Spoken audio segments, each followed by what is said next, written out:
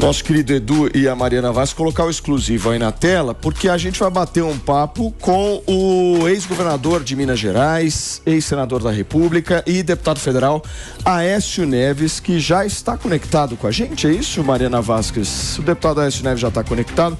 Tudo bem, deputado? O senhor me ouve bem?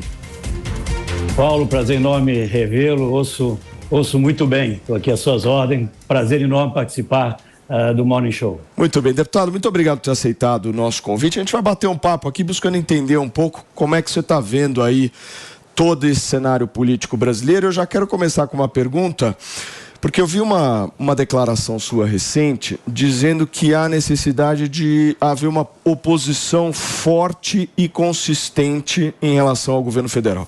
A tua posição hoje em relação ao governo Lula é uma posição de oposição? Você acha que o seu partido deve mudar o posicionamento que está tendo hoje? Porque você fala que não pode haver um discurso de nem. O que você quer dizer com isso? Ô Paulo, é exatamente esse o ponto. Eu diria que não é nem uma questão de escolha. O nosso DNA é de oposição ao PT. E eu falo que é uma oposição sem adjetivos, uma oposição clara, que condene permanentemente os vários equívocos que o governo vem cometendo, mas uma oposição, que foi assim que nós sempre a fizemos, que não se nega a discutir questões que são de interesse do país, né? Seja a reforma tributária mais recente, o arcabouço fiscal, para citar alguns exemplos mais contemporâneos, né? Mas uma oposição que mostre ao Brasil que não é possível alguém administrar, como vem fazendo o presidente Lula, com os olhos colocados no retrovisor da história, né, demonstrando até um certo rancor, algo que não deveria estar, a meu ver, ocupando a sua alma nesse momento, Paulo. Eu disse recentemente que a vida deu ao presidente Lula uma oportunidade extraordinária, que é de escrever um novo futuro para os brasileiros. Mas a vida não deu a ele o direito de tentar reescrever o passado. E é isso que constantemente nós estamos assistindo o presidente tentar fazer, considerando o impeachment da presidente como um golpe, falando em que ela precisa viver reparos em relação ao que aconteceu. Reparos precisa o Brasil, né, pela catástrofe que foi, ou que foram aqueles anos, né, o que foi aquele governo. E hoje, Paulo, no Congresso Nacional, o PSDB saiu esfacelado dessas eleições. Nós temos que começar colocando o dedo na ferida de forma muito clara.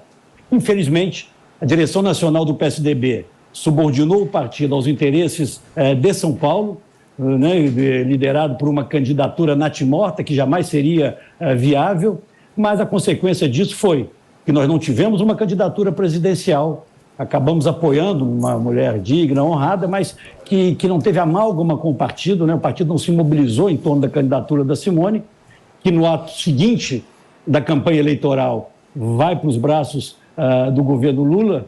E isso fez com que nós tivéssemos uma representação no Congresso Nacional muito menor do que tivemos em outros anos. E é por isso, Paulo, que eu tenho me batido internamente, dizendo, olha, nós temos que radicalizar no centro. Existe vida inteligente entre os extremos e o PSDB tem que assumir esse protagonismo. Somos oposição ao lulopetismo e temos condições de apresentar ao Brasil uma nova alternativa. Nem um extremo, nem outro extremo é o que eu defendo. Ô, Aécio, vendo você falar aqui agora, a gente não via você falar há bastante tempo, enfim, você passou por um processo aí, se eu não me engano, de 6 anos, respondendo a algumas acusações, foi inocentado na primeira instância, foi inocentado na segunda instância, e muitos estão encarando agora como uma ressurreição política sua, né? Vendo o seu discurso, eu sinto que ainda há um sentimento ali, um mosquitinho azul dentro de você, de que você ainda almeja a presidência da República. Eu estou errado? Ô Paulo, primeiro eu vou responder a sua primeira parte. Eu fui vítima de uma das mais perversas armações da política brasileira em todos os tempos. Um conluio entre um poderoso empresário e membros do Ministério Público, que enquanto membros do Ministério Público já eram assalariados desse empresário, que para garantir a ele a imunidade absoluta dos seus centenas de crimes que ele já havia confessado, eles fazem uma gravação clandestina, totalmente direcionada comigo e com o presidente Temer, né? Naquele momento existiam 3 candidaturas colocadas à presidência da República. A do presidente Lula, sempre uma candidatura viável, a do Temer, que estava no exercício da presidência da República, com o impeachment da presidente Dilma, e a minha, que havia perdido por pouca margem a eleição anterior. Todas, de alguma forma, foram abatidas. Eu passei, sim, Paulo, um período de muito sofrimento, mas eu sempre dizia, as pessoas mais próximas a mim, a minha família, aos meus filhos, a verdade vai prevalecer. Hoje, eu não respondo nem mais a multa de trânsito, Paulo. Fui absolvido e não tive meus processos anulados em alguma instância. Não, eu fui para a primeira instância, aquela onde ninguém quer ir. Fui absolvido ali, depois dos recursos, absolvido por unanimidade. E, claro, que isso me dá um vigor novo para lutar pelo que acredito.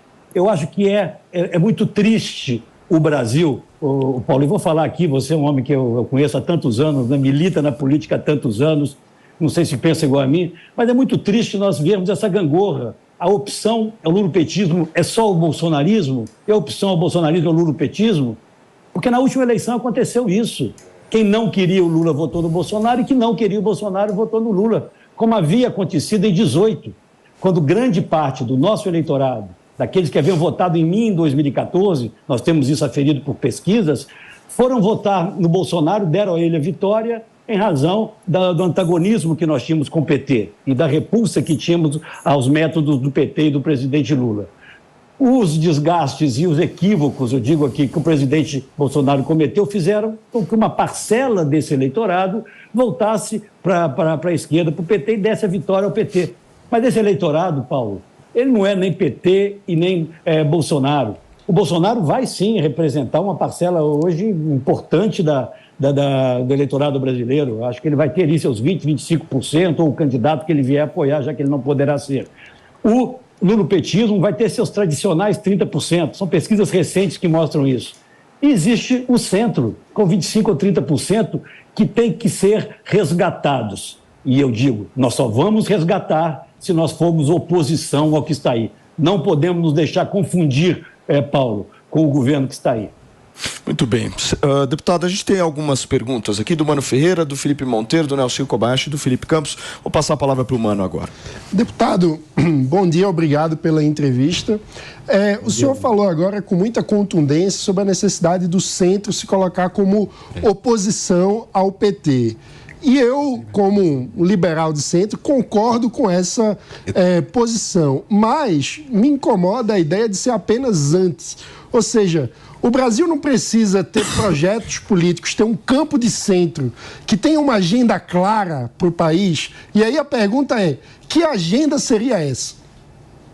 Muito bem, é exatamente isso. Nós temos que propor algo novo ao país, que passe por uma condução liberal da economia.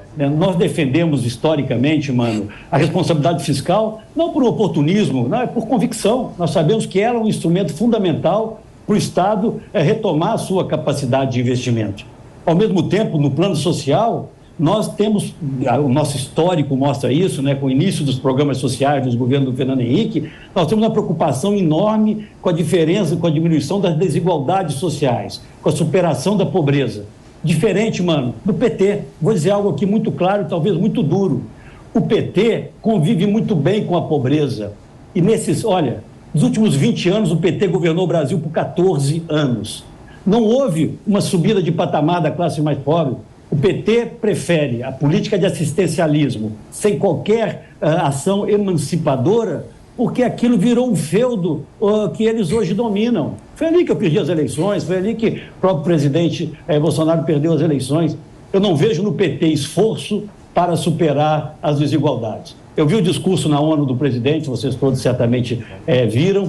Eu gostaria que alguma das práticas, ou pelo menos das propostas que ele ali levou a outros líderes mundiais, ele as trouxesse para o Brasil, inclusive essa, de diminuição das desigualdades. O PT, vou repetir, convive muito bem com a pobreza, mas não luta pela sua superação. E aí sim, o PSDB, resgatando os seus quadros, o histórico que nós temos de governos no Brasil inteiro extremamente exitosos, eu acho que pode ocupar esse espaço. Mas eu não posso ser, Mano, uma voz solitária nisso, né? É preciso que outros companheiros despertem. Eu acho que esse papel não é só do PSDB, é algo mais amplo, né, que passa pela sociedade organizada, por setores da vida brasileira, seja sociais, seja empresariais, que compreendam o que eu disse inicialmente. Não podemos viver essa dicotomia, onde o crescimento de um extremo é a derrocada do outro e vice-versa. Próxima pergunta do Nelson Kobayashi, Aécio. Deputado, muito bom dia, um prazer falar com o senhor. A minha pergunta é sobre a situação do PSDB, porque a gente viu agora o senhor sendo retomado como uma grande liderança, uma mudança até conceitual no próprio PSDB, até envolvendo o logotipo e tal, mas e a base? E os filiados? Porque aqui no estado de São Paulo, por exemplo, a gente tem visto o diretório estadual indo para um caminho, o municipal da capital para outro. Aqui de São Paulo também saiu uma ação judicial que promoveu aí uma decisão para saída questionando a saída do presidente nacional, Eduardo Leite. Quero saber a sua avaliação sobre a situação atual do PSDB, inclusive com decisões judiciais envolvendo o presidente do partido. Qual a sua avaliação? Nelson, é oportuna a sua preocupação. Eu recebo de muitos companheiros do partido por Zap, de todo jeito aí também, questionamento sobre o que está acontecendo. E eu volto aqui rapidamente nesse nosso passado mais recente do ano passado. O PSDB foi atingido por um tsunami, né, que tem nome e sobrenome, né, vindo de São Paulo, que nos impediu de construir uma candidatura na terceira via. Eu tenho até, esse nome ficou muito cansativo, eu tenho falado agora que nós estamos buscando uma nova via ao centro, né? Mas para isso nós precisamos, e você traz esse tema, nos reorganizarmos. Nós levamos a executiva anterior, que havia sido responsável por decisões extremamente equivocadas, a renunciar, e trouxemos o governador do Rio Grande do Sul, que é um belíssimo quadro da vida pública brasileira, moderno, eficiente do ponto de vista da gestão, com compreensão adequada de mundo, para presidir o partido. Ele próprio está avaliando até quando continuará na presidência, espero que por mais tempo, mas ele tem direito de fazer a sua avaliação em razão também das prioridades que ele tem de governar o Rio Grande do Sul. Mas o que nós estamos buscando é essa construção da nossa unidade na oposição. Eu aqui fico rouco de repetir no Congresso Nacional que nós não temos futuro fora desse campo. Hoje, Nelson, falar algo aqui talvez que outros ainda não tenham falado. Eu estou no Congresso há muito tempo, né? Presidi a Câmara, fui líder 4 anos do governo do Fernando Henrique, conheço um pouco, pelo menos, esse ambiente aqui. E hoje existe um bloco muito sólido que se intitulou chamar Centrão, né? Que é necessário para qualquer governo. Mas o Centrão hoje, ele começa no PP, né, no Partido Progressista, e termina, Nelson, no PT. O PT hoje é Centrão. São as mesmas práticas, são os mesmos projetos, entendeu? Eu não vejo diferença alguma. E é disso que nós temos que, de alguma forma, nos diferenciarmos. Existem 2 campos políticos majoritários aqui. Um que está dentro do governo, com esses pornográficos 38, 39 ministérios, e outro que está doido para entrar no governo, né? É cada viagem do presidente, e não são poucas, ele criar 2, 3 ministérios, daqui a pouco nós estamos nos 100. E nós não queremos, nós do PSDB, nada disso. Não queremos entrar no governo. Nós queremos apontar caminhos e denunciar os equívocos do governo. E são vários. Na lei das estatais, no marco do saneamento. Essa visão atrasada de mundo que ele tem, passando a mão na cabeça das ditaduras amigas. Novamente, Nelson, Paulo, Mano, o discurso do presidente na ONU teve alguns pontos, é claro que foi um discurso muito bem elaborado, vamos reconhecer isso. Ele traz de volta alguns temas nos quais o Brasil ficou estereotipado, a verdade é essa, e eu tenho que dizer isso também como uma questão ambiental, mas ele fala em defesa da democracia, que a sua vitória é o fortalecimento da democracia. Acabando de chegar de Cuba, né? Vocês vão se lembrar, na campanha de 2014, eu fui que denunciei em primeiro lugar esses empréstimos que nem Cuba e nem Venezuela iam pagar. O que aconteceu? Não pagaram. Hoje, ainda são 550 milhões de dólares a pagar, e o que foi pago até aqui, pasmem aqueles que estão nos ouvindo, foi pago por você, porque quem pagou até agora esses empréstimos de Venezuela e Cuba foi o Fundo Garantidor das Exportações, acionado pelo BNDES, que é formado pelo dinheiro do contribuinte brasileiro. E o governo acha que não tem que dar satisfação alguma em relação a isso.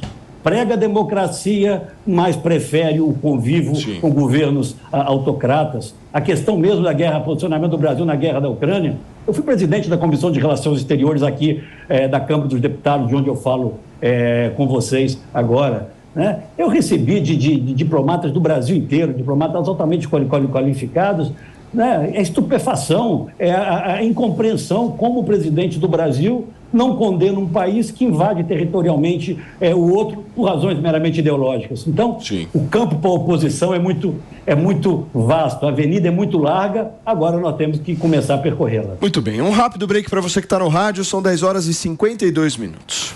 Fê, por favor. Bom dia, deputado. Deputado, o senhor está articulando para ser candidato ao governo de Minas Gerais com o apoio do governador, a Prefeitura de Belo Horizonte, com o apoio do governador do Zema? Felipe, prazer enorme ouvi-lo. Não, de forma alguma. Né? Eu estou hoje... Né, a questão de Belo Horizonte é uma questão que ainda vai ser resolvida, o PSDB deve ter uma participação nesse projeto, mas a minha motivação e o meu tempo hoje está sendo dedicado a construir a unidade do PSDB no campo nacional para que nós possamos, Felipe, chegar nas eleições municipais do ano que vem com um discurso mãe, vamos chamar assim, né? Com um discurso que emoldure as questões locais, que certamente terão espaço e terão sempre nas eleições municipais, mas nós precisamos dizer às pessoas que pretendem voltar a votar no PSDB que nós temos um projeto nacional para 2026, diferente dos dois extremos. Então, essa é a minha preocupação hoje. Não cogito e não disputarei a Prefeitura de Belo Horizonte. Né? Há, claro, já uma movimentação de partidos políticos, né, que falam muito no meu retorno para o governo de Minas, até mesmo pela pouca presença de Minas hoje nas grandes questões nacionais. A voz vibrante de Minas, importante para o Brasil hoje, é um sussurro ouvido por pouquíssimas pessoas, isso claro que me preocupa, mas eu estou com foco hoje, que é reorganizar o PSDB, ajudar o governador Eduardo Leite a nos conduzir nessa travessia, para dizermos em 2026 que temos uma nova opção para o Brasil. Eu queria muito aproveitar a tua participação aqui no programa. Você, como um político experiente aí, já viveu vários cenários, já viu muita coisa acontecer na política brasileira. Eu tenho uma dúvida que eu queria te repassar. Para onde você acha que vai o eleitor de Jair Bolsonaro sem o próprio? Porque ele ficou inelegível agora, não vai ser candidato em 2026, e aí você tem alguns nomes, como por exemplo Tarcísio, o próprio governador de Minas, Romeu Zema. Ele recentemente até deu uma declaração um pouco contrária à movimentação política da própria esposa, Michele Bolsonaro. Você acha que, de alguma forma, vocês, com esse discurso, são capazes de captar esse eleitor? Olha, sua pergunta é muito oportuna, Paulo. Não acho que isso ocorrerá num primeiro momento. Eu acho que o episódio, a passagem de Bolsonaro pela presidência da República, né, na verdade, mostrou que o Brasil tem uma direita, vamos chamar assim, conceitual, né, conservadora na sua pauta, né, com clareza ideológica. E isso não é mal, é bom que essa direita que vivia enrustida, ela apareça. E eu acho que o Bolsonaro representa isso. Vamos falar em quê? 20%, 25% do eleitorado, eu acho que caminharão naturalmente, no primeiro momento, em torno de uma candidatura que se identifique com essa agenda e com o próprio Bolsonaro. Você citou dois nomes. Eu não acredito que nenhum deles, que algum deles será candidato. Eu fui governador por 2 mandatos. A estrutura que se constrói em torno de um governo, e falo isso para me referir ao governador Tarcísio, é tão sólida, e aí no caso de São Paulo, pela força econômica de São Paulo, interesses também de outra natureza são tão consistentes, que é muito difícil que ele, tendo oportunidade de se recandidatar, de chances reais de se reeleger, avance para uma aventura, deixando desguarnecida a sua base, o seu Estado. Eu vejo muito mais, posso até estar enganado, mas analisando aqui um pouco mais à distância a cena política, eu vejo ele como candidato à reeleição. O governador do meu Estado, eu digo sempre, é um bom sujeito de bem, faz ali um governo protocolar, né? Se tivéssemos aqui fazendo uma analogia com o futebol, né? O governo que fica satisfeito ali com o 0-0, quando ganha de 1-0 é goleada, mas eu não vejo ainda no governador Zema, isso não é um demérito pessoal, também, talvez pela sua pouca experiência na política, o perfil de alguém que vai liderar o Brasil. E como nós vamos ter esses 30% de largada com o Lula ou com quem representar o lulopetismo, nós temos que trafegar, Paulo, nessa avenida desses 25% ou 30% ao centro. Lá na frente, se nós, por exemplo, formos para um segundo turno, aí é natural, até os dois turnos existem por conta disso, que esses setores que têm maior distanciamento em relação à esquerda do que a nós, poderão se somar a nós. Sim. É um pouco a estratégia, avançando um pouco aqui no tempo que nós devemos buscar construir. Deixa eu só receber quem chegou agora através do rádio. São 10 horas e 57 minutos. Para você que sintonizou na programação da Jovem Pan, nós estamos entrevistando o deputado federal Aécio Neves, de Minas Gerais, ex-governador de Minas, ex-senador, e falando um pouco sobre esse cenário político atual. Pepe, a pergunta é tua. Bom dia, deputado. Muito obrigado aí pela disponibilidade de conversar conosco aqui no Morning Show. A minha pergunta é a seguinte: em 2014, o senhor quase ganhou as eleições, né? Faltou pouquinho, né? Olhando para trás, quase 10 anos, o que você acha, por que você acha que perdeu as eleições, não é? E o que o senhor acha, e por que o senhor não, se o senhor se arrepende de não ter reconhecido a vitória da Dilma e ter apoiado a Lava Jato? O Pepe, eu agradeço a tua pergunta e você me permite aqui tentar, mesmo que solitariamente, fazer aqui um reparo histórico de narrativa. Olha, se você me faz essa pergunta numa roda de mineiros, eu ia dizer a você que pedi porque faltaram votos, né? Mas eu tenho consciência clara de que era uma eleição muito difícil, né? Uma eleição que teve no caminho intempéries, né, absolutamente inesperadas, como a morte do meu amigo Eduardo, depois o surgimento da candidatura de Marina, que faz com que a minha despencasse das pesquisas eleitorais. Eu dizia na época, né, que o meu telefone parecia que tinha estragado porque ninguém mais ligava, mas eu persistia, andei pelo Brasil. Eu acreditava, Pepe, muito naquele projeto. Eu me preparei para fazer, acredite nisso, aqui não há arrogância nenhuma, mas eu me preparei para fazer o maior governo da história. Eu não tinha compromisso com partidos, eu tinha compromisso com setores da sociedade, com as melhores cabeças em cada uma das áreas, na economia com a Arguine, na saúde. Ia trazer o Fernando Henrique para ser nosso chanceler, para ajudar o Brasil a se reencontrar com o mundo. Enfim, nós tínhamos um time extraordinário para governar o Brasil. Quando eu perco as eleições, depois de todas as armas condenáveis utilizadas pelo PT, vocês acompanharam. O preço de 2014, da quebra do Brasil, foi pago em 2016 com o afastamento da presidente, com a dilapidação do nosso patrimônio, Petrobras, fundos de pensão, com 3 anos consecutivos de recessão. Só lá na década de 20, no início da década de 20, com o boom da Bolsa de Nova York, nós tivemos no Brasil 3 anos consecutivos de recessão. A Dilma conseguiu trazer isso em razão dos desatinos de 2014. Fake news, um tema tão atual hoje, começou lá atrás. Eles postavam através de zaps no Brasil inteiro que o Aécio ia acabar com a Bolsa Família, que o Aécio ia acabar com Minha Casa Minha Vida, a Aécio ia acabar com o 13º salário. Ô Paulo, alguns municípios do Nordeste, no segundo turno, eu perdi de 94 a 6, de 95 a 5. E eu dou isso como exemplo para mostrar que não tinha nem opção. As pessoas ficaram quase que obrigadas a votar em razão das ameaças que, por vários meios, elas sofriam. Mas com tudo isso, Pepe, às 8h30 da noite daquele domingo, no domingo final da apuração do segundo turno, eu peguei, quando oficialmente o TSE anuncia a vitória da presidente, eu muito sereno, e engraçado, nesse momento vem uma certa serenidade também, né? Eu fui muito grato pelo que eu vivi, pelo que eu conheci de Brasil, pelas relações que eu construí, enfim. Aquela eleição foi para mim, significou um crescimento meu pessoal muito grande, sobretudo na compreensão das diferenças do Brasil, do que precisa ser feito para superá-las. Mas às 8h30 da noite, eu peguei o telefone, liguei para o Palácio da Alvorada para cumprimentar a presidente Dilma. Ela veio ao telefone, ainda me atendeu. Ô candidato, como vai? Eu não disse quase que eu disse, não, já acabou a eleição. Mas disse a ela, presidente, a senhora, estou ligando para cumprimentá-la pela vitória e a senhora tem uma difícil missão, eu já me coloco à disposição dela, que é de unificar o Brasil. O Brasil precisa de união. Ela agradeceu esse é, vamos dizer, é uma liturgia, né, que as democracias cumprem, né, quando alguém que disputa a eleição liga para o vencedor. Ali está encerrado o processo de apuração, a aceitação da derrota, foi o que ocorreu.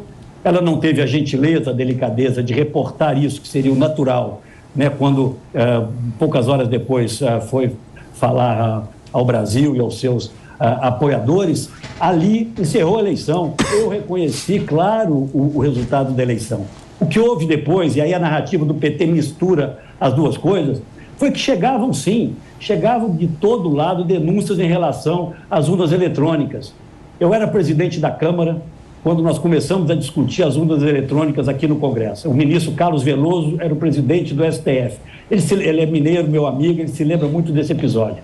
Apoiei em todos os momentos. Achava que ela era uma evolução do nosso sistema eleitoral. Aliás, os sistemas eleitorais mundo afora estão sempre em processo de evolução. E eu acho que o nosso pode continuar evoluindo também. Essa é a questão que eu sempre defendi aqui. E naquele momento, nós fizemos, até em benefício da credibilidade das urnas, uma auditoria com gente de fora do Brasil, com gente das universidades brasileiras, para ver se existia alguma possibilidade de falha. Mas o resultado da eleição já estava consagrado, a Dilma era presidente da República. Né? As ações que eu entrei foi contra o mau uso das empresas públicas, dos Correios e Telégrafos, que não distribuíam o nosso material apenas do nosso adversário. Mas em relação às urnas, o que nós fizemos foi uma auditoria, que chegou à conclusão que elas são inauditáveis. Esse é o fato, que não se confunde com alguns dizem, pediu recontagem de votos, como se isso fosse possível na urna eletrônica, né? Por isso eu fui sempre defensor do voto impresso colado na urna eletrônica, muito antes do Bolsonaro se manifestar em relação a isso. Né? Um debate que ficou, Paulo, contaminado, né, politicamente, mas que em determinado momento vai até, acredito eu, ter que voltar. Muito bem. Nelsinho me pediu, por favor. Deputado, o senhor é um dos políticos mais experientes da Câmara dos Deputados. Hoje já presidiu, inclusive, a Câmara dos Deputados. Eu queria, primeiro, sua avaliação da atual presidência, do Arthur Lira, que está o tempo todo no noticiário, com a negociação, com o Congresso, participou, inclusive, dessa mini-reforma ministerial. E queria saber se o senhor pretende voltar a disputar a presidência da Câmara, já que agora o senhor está de novo no cenário político e seria um cargo que te colocaria no protagonismo político nacional. A avaliação do Arthur Lira e se o senhor pretende voltar à presidência da Câmara. Ô Nelson, eu me lembro com muito boa memória dos tempos que eu presidi a Câmara, né? Fiz uma administração aqui que é reconhecida até hoje por aqueles que estavam aqui como algo, uma mudança de patamar, né? Pela primeira vez a meritocracia passou a funcionar, os chefes de cada área eram os melhores naquela área, né? Colhidos através de entrevistas que eram feitas. O diretor-geral, ela era também, a diretoria-geral era ocupada por quem tinha qualificação. Tirei dirigentes que estavam há 30 anos conduzindo a Câmara dos Deputados e oxigenamos essa casa. Mas os tempos mudaram, eu tenho que reconhecer isso. Como que cresce o poder do Arthur, que é um político extremamente hábil, meu amigo, nos últimos anos? Pela fragilização dos governos. No momento em que o governo do Bolsonaro se fragiliza, o Congresso Nacional adentra na execução orçamentária, talvez até em limites maiores do que seria razoável. E isso acontece agora, pouca gente fala isso também, no governo Lula, que é frágil do ponto de vista da articulação política. É frágil e cada vez mais é refém da articulação conduzida pelo Arthur Lira e por outros líderes no Congresso. Eu vejo não aquele governo que o Lula propunha lá atrás, quando era candidato, né, que impediria essas emendas secretas e que faria uma negociação com o Congresso diferente da que vinha sendo feita. Não. O presidente Lula hoje está de joelhos para o Congresso Nacional. E vou repetir o que eu disse aqui inicialmente, respondendo, acho que ao Nelson. O Centrão hoje vai do PP ao PT. Essa é a verdade. E nós queremos construir esse outro caminho, essa nova via que não quer participar de governo, mas que também não se identifica com algumas pautas extremamente conservadoras.